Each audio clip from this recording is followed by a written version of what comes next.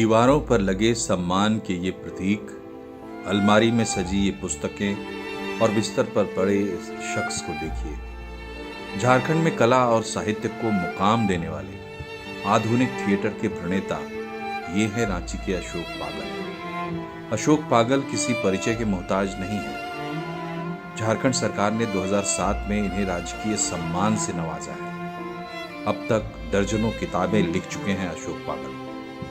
हालांकि आज इनके बारे में इसलिए बताना पड़ रहा है क्योंकि अपना पूरा जीवन कला और साहित्य को देने वाला ये कलाकार मुफलिसी में है, मजबूरी में है। 2 जून रोटी का इंतजाम तो किसी तरह हो जाता है, लेकिन बीमारी ने 3 साल से जिस तरह बिस्तर पर पटका है, उससे पता नहीं कब तक जिंदा रहने के लिए भोजन भी नसीब हो सकेगा। इस वक्त मैं राजधानी रांची के शहीद चौक के निकट एक ऐसे कमरे में हूँ।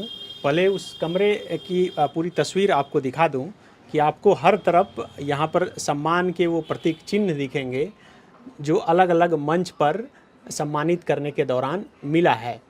यह आप चारों तरफ का कमरे का नज़ारा देख सकते हैं। दरअसल यह कमरा है अशोक पागल का। अशोक पागल झारखंड में या फिर पूरे देश में किसी परिचय के मोहताज नहीं हैं। दर्जनों किताबें वह लिख चुके हैं। आधुनिक थिएटर के जनक माने जाते हैं। झारखंड में एक स्वीकृति प्रेस चलता था जहां पर तमाम जितने बड़े साहित्यकार हैं उनकी किताबें छप चुकी है। करीब 5 साल पहले वह प्रेस बंद हो चुका और उसके बाद से उनकी स्थिति खराब है। ऐसा इसलिए क्योंकि सारी जमा पूंजी खत्म हो गई है। अशोक पागल का रांची के शहीद चौक के पास खुद का एक प्रेस था, नाम था स्वीकृत। बीमारी के इलाज में उसे भी बेचना पड़ा। उस प्रेस में राम दयाल मुंडा सरीखे साहित्यकारों का आना जाना था। उनकी किताबें भी इसी प्रेस में छप चुकी हैं, लेकिन अब कुछ भी नहीं बचा है। जो बचा है वो है 10 बाय 10 का एक कमरा और उसकी दीवार पर टंगे ये सम्मान। अशोक पागल इसी कमरे में अपनी बुजुर्ग पत्नी के साथ रहते हैं। बच्चे नहीं है, लिहाजा देखभाल भी खुद ही करनी होती है। तंगहाली और मजबूरी में जी रहे अशोक पागल ने 8 मई को मुख्यमंत्री हेमंत सोरेन को ट्वीट कर मदद की गुहार लगाई थी। बोले, कोरोना से तो बच जाएंगे, लेकिन शायद मेरा खराब गुर्दा मेरी जान ले ले। लेकिन इसके बाद भी अब तक कोई सहायता नहीं मिल सकी है। ट्विटर पर मुख्यमंत्री जी से सिर्फ इतना ही गुहार लगाए थे कि लॉकडाउन में हमको चिकित्सकीय सुविधा उपलब्ध नहीं हो रही है, तो और बिना चिकित्सकीय सुविधा के हमारी हालत ख़राब होती जा रही थी, तो हम ये गुहार लगाए थे कि कोई सुविधा जुटाई जाए और हमको किसी डॉक्टर से, अच्छे डॉक्टर से दिखाया जाए ताकि हम मेरे स्वास्थ्य में सुधार हो। क्या हो गया है? हम पिछले 3 साल से गुर्दे की रोग से पीड़ित हैं। एक बार हार्ट अटैक भी हो चुका है, प्रोस्टेट का ऑपरेशन वगैरह हुआ है, वो सब तो सामयिक बातें हैं, लेकिन गुर्दे का रोग पिछले 3 साल से धीरे धीरे मेरे को ज़्यादा परेशान कर रहा है। तो कोई रिप्लाई आया वहाँ से?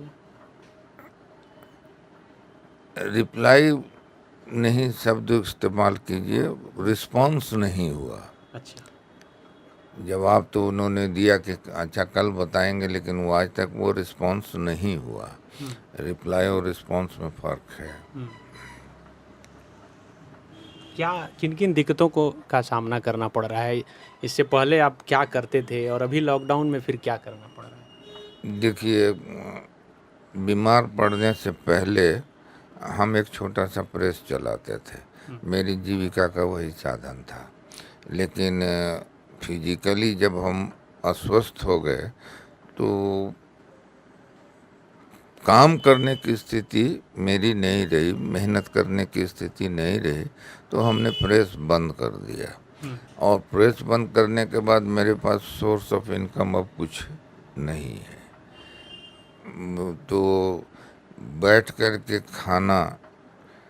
खाना तो किसी तरह चल भी जाए, लेकिन महंगी दवाओं का जुगाड़ करना ये संभव नहीं हो रहा है। कभी कभी उसमें दिक्कत आ जाती है। और अब ऐसा नहीं है कि हम कहीं चंदा मांग करके अपने लिए दवाएं जुटाइए, मेरे को गवारा नहीं होता है। बस अब इंतज़ार कर रहे हैं कि कोई उम्मीद तो है नहीं, लेकिन अब इंतजार करने के सिवा कर भी क्या सकते हैं। अशोक पागल की स्थिति देखकर साहित्यकार और रंगमंच से जुड़े कुछ लोग उनकी मदद के लिए सामने आ रहे हैं, लेकिन वो नाकाफी साबित हो रहे हैं। अशोक पागल को हेमंत सरकार से मदद की आस है। देखिए, कलाकार स्वाभिमानी आदमी होता है ना, और इसीलिए वो कलाकार होता है। तो अशोक जी कलाकार हैं, इसलिए वो स्वाभिमानी व्यक्ति हैं। तो उन्होंने अपनी बीमारी का, अपनी आर्थिक परेशानियों का, और उनको जो चिकित्सीय सुविधा मिलनी चाहिए थी वो नहीं मिल रही है, इसके लिए उन्होंने कोई रोना धोना नहीं किया।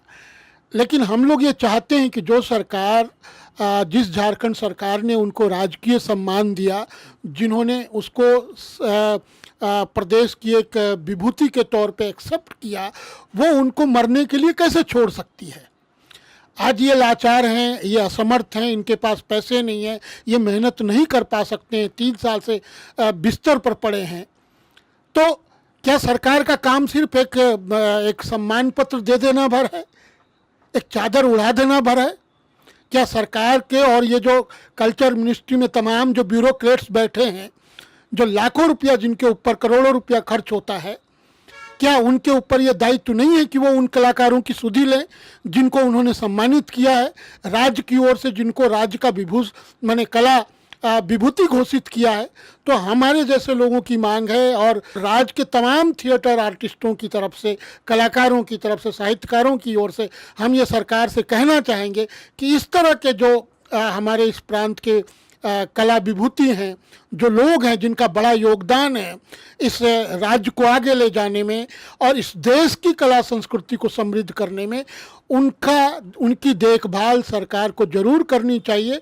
और हम ये आपके माध्यम से सरकार तक ये संदेश देना चाहेंगे कि सरकार तुरंत इनके उच्च चिकित्सा की व्यवस्था करे, क्योंकि अगर ये व्यवस्था नहीं की गई तो हम लोग जो इनको जानते हैं, जो पूरा प्रदेश और देश उनको जानता है, इस बात के लिए सरकार को और इस व्यवस्था को कभी माफ़ नहीं करेंगे। झारखंड की एक पहचान कला और संस्कृति से भी होती है, लेकिन झारखंड में कलाकार की स्थिति क्या है आप देख सकते हैं।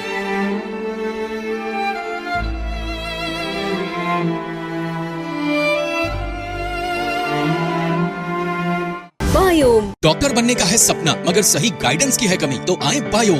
रांची में सिर्फ मेडिकल की तैयारी के लिए एक बेहतरीन संस्थान, नीट और एम्स की तैयारी के लिए सन 2001 से मेडिकल प्रिपरेशन के लिए सबका भरोसेमंद संस्थान बायोम, इनू एवं नगराटोली, रांची।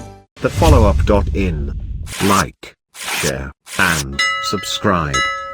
www.thefollowup.in